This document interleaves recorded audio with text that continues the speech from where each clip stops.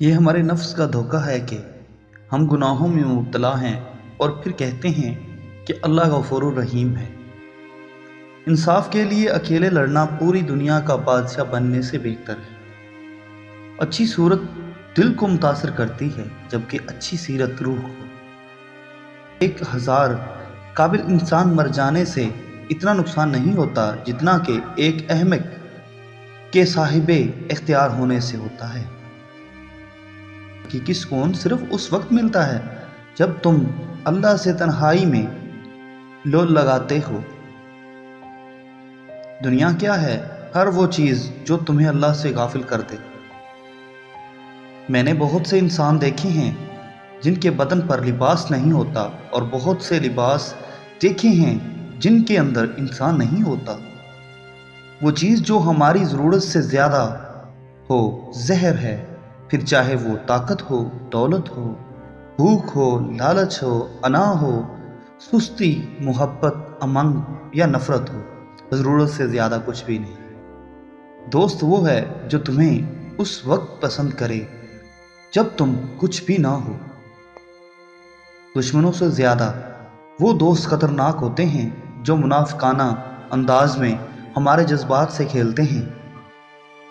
انسان کو اس کے اخلاق اور اس کے کارناموں سے پہچان، محض صورت اور بڑے نام سے دھوکہ مت کھا۔ تمہاری پریشانیاں تمہاری بے ادبی اور ناشکری کی وجہ سے ہوتی ہیں۔ جو عقل مند ہیں وہ اپنی عقلوں کو اللہ کی ذات و صفات کے سمجھنے میں صرف کرتے ہیں، لیکن بے وقوف لوگ دنیا کے کاموں میں عقل استعمال کرتے ہیں۔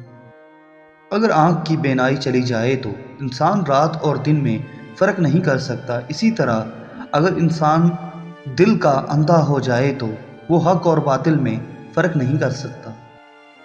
یہ جان لو کہ ڈر ہوتا ہی نہیں، یہ تو بس تمہاری سوچ میں کہیں ہوتا ہے۔